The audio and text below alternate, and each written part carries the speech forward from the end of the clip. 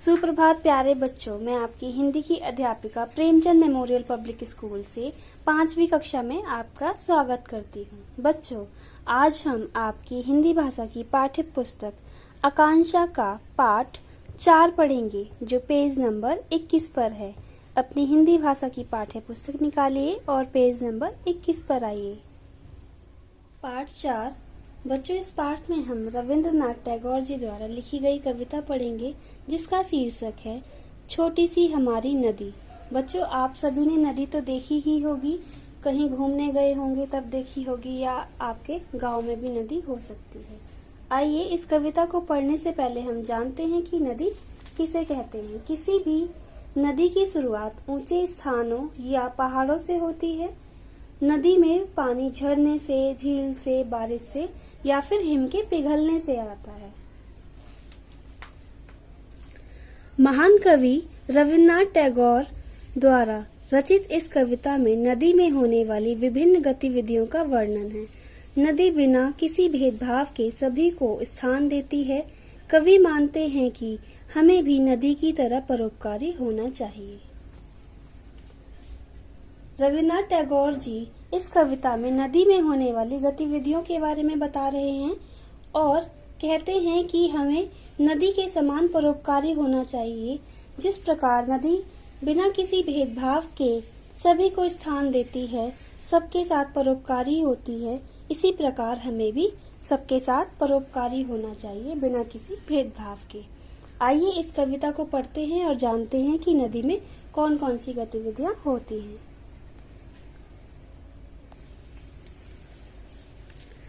छोटी सी हमारी नदी टेढ़ी मेढ़ी धार, गर्मियों में घुटने भर भिगोकर जाते पार। पार जाते ढोर डंगर, बैलगाड़ी चालू, ऊंचे हैं किनारे इसके, पाट इसका ढालू। पेट में झकाझक बालू, कीचड़ का ना नाम, कांस फूले एक पार, उजले जैसे घाम। दिन भर किचपिच करती मैना डार डार, रातों को हुआ हुआ कर उठते सियार। अमराई दूजे किनारे और ताड़वन, छाँव छाँव बामन टोला बसा है संघन। कच्चे बच्चे धार कछारों पर उछल नहा लें, गमछो गमछो पानी भर भर अंग अंग पर ढालें। कवि कहता है कि हमारी नदी छोटी सी है, जिसकी धार टेढ़ी मेढ़ी है। धार कैसी है पानी की? टेढ़ी मेढ़ी। जब पानी का बहाव तेज होता है तो उसकी धार टेढ़ी मेढ़ी होती है। गर्मियों के कारण इसमें घुटने भर तक पानी रह जाता है, जिससे सब इसे आसानी से पार कर सकते हैं, चाहे वे ढोर डंगर हो, बैलगाड़ी हो या फिर कोई व्यक्ति हो। ढोर डंगर से तात्पर्य है पशु, पालतू पशु जैसे गाय, भैंस, बैल आदि। ऊंचे हैं किनारे इसके, पाट इसका ढालू। इस नदी के किनारे ऊंचे हैं और पाट इसका ढालू है, जैसे कि आप यहाँ चित्र में देख सकते हैं, ये ढलान है। पेट में झकाझक बालू, कीचड़ का ना नाम। बालू का अर्थ है यहाँ पर रेत। इसके तले में कीचड़ नहीं है, बालू है।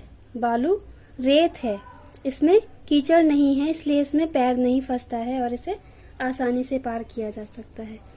कांस फूले एक पार, उजले जैसे घाम। कांस के फूल खिलने पर उजली घाम की तरह चमकते हैं। दिन भर किचपिच करती मैना डार डार। डार डार का अर्थ है यहाँ पर डाल डाल, पेड़ की या पौधों की जो डाली होती है। मैना किचपिच की आवाज करती है और डाल डाल पर जाती है। रातों को सियार हुआ हुआ करते हैं, सियार अपनी आवाज निकालते हैं रातों में। अमराई दूजे किनारे और ताड़वन।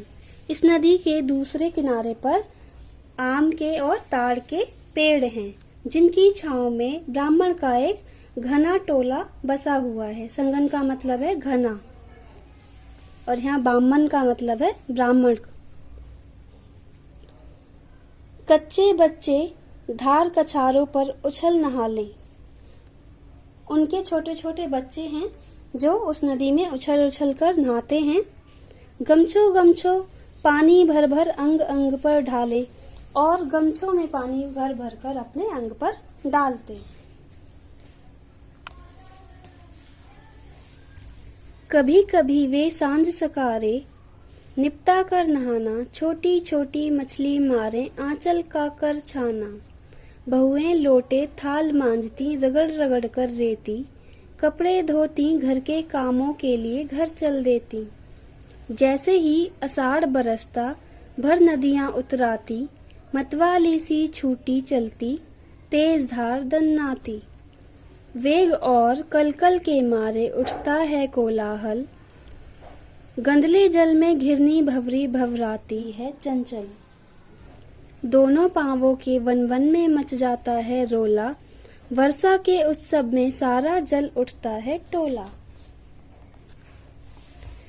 कभी कभी वे सांझ सकारे निपटा कर नहाना, जब कभी वे नहाकर जल्दी निपट जाते हैं तो शाम के समय वे मछलियां पकड़ते हैं। आंचल का कर छाना, जैसे मछलियां पकड़ने का जाल होता है, उस जाल की जगह वो अपने आंचल से छानकर मछलियां पकड़ लेती हैं। बहुएं लोटे थाल मांजती, रगड़ रगड़ कर रेती। बहुएं नदी के रेत से, उस बालू से रगड़ रगड़ कर लोटे थाल बर्तन मांजती हैं। कपड़े धोती, घर के कामों के लिए चल देती, और वहां पर उस नदी किनारे वे कपड़े भी धोती हैं और शाम होते ही वे अपने घर के अन्य कामों के लिए चल देती हैं। जैसे ही आषाढ़ बरसता, भर नदियां उतराती, मतवाली सी छूटी चलती, तेज धार दन्नाती। आषाढ़ मतलब बारिश का महीना, ये हिंदी का एक महीना है। जब मॉनसून आता है तो उसे बोलते हैं आषाढ़। आषाढ़ के महीने में जब खूब तेज बारिश होती है तो नदियां उतराती हैं, मतलब पानी से लबालब भर जाती हैं। मतवाली छूटी चलती, तेज धार दन्नाती। जब पानी नदी में अच्छी तरह से भर जाता है तो धार तेज हो जाती है और मतवाली सी लहर लहर कर चलती है। वेग और कलकल के मारे उठता है कोलाहल। जब पानी का बहाव बहुत तेज हो जाता है तो उसमें आवाज आती है, और जिस आवाज की वजह से कोलाहल मच जाता है, शोर होता है। गंदले जल में घिरनी भवरी भवराती है चंचल। जब पानी बारिश का होता है तो वो गंदला सा हो जाता है, तो उस गंदे पानी की वजह से तेज भंवर उठता है। पानी में बहाव तेज होता है तो वो गोल गोल घूमता है, उसको घिरनी भवरी कहा गया है, जो भंवर की तरह लहरता हुआ चंचलता से आगे बढ़ता जाता है। दोनों पारों के वन वन में मच जाता है रोला, नदी के दोनों पार शोर मच जाता है, और वर्षा के उत्सव में सारा जल उठता है टोला। वर्षा को एक उत्सव की तरह माना जाता है। जब बारिश होती है तो सभी लोग बहुत खुश होते हैं, और नदी के दोनों पार के जो वन हैं उनमें खुशी का एक माहौल होता है, क्योंकि बारिश सभी को अच्छी लगती है और बारिश सभी के लिए आवश्यक होती है। इस कविता का संदेश है, हमें भी नदी की तरह परोपकारी होना चाहिए। बच्चों, पेज नंबर 22 पर आपको अभ्यास माला दी गई है। पेज नंबर 22 पर आइए। बच्चों, आपको इस कविता को एक बार और अच्छी तरह से पढ़ना है। उसके पश्चात आप अपनी अभ्यास माला को अपनी पुस्तक में करने का अभ्यास करेंगे। मैं आशा करती हूँ कि आपको यह कविता बहुत अच्छी तरह से समझ में आ चुकी है। यदि आपको इस पाठ से संबंधित कोई भी प्रश्न पूछना है तो आप बेझिझक पूछ सकते हैं। धन्यवाद।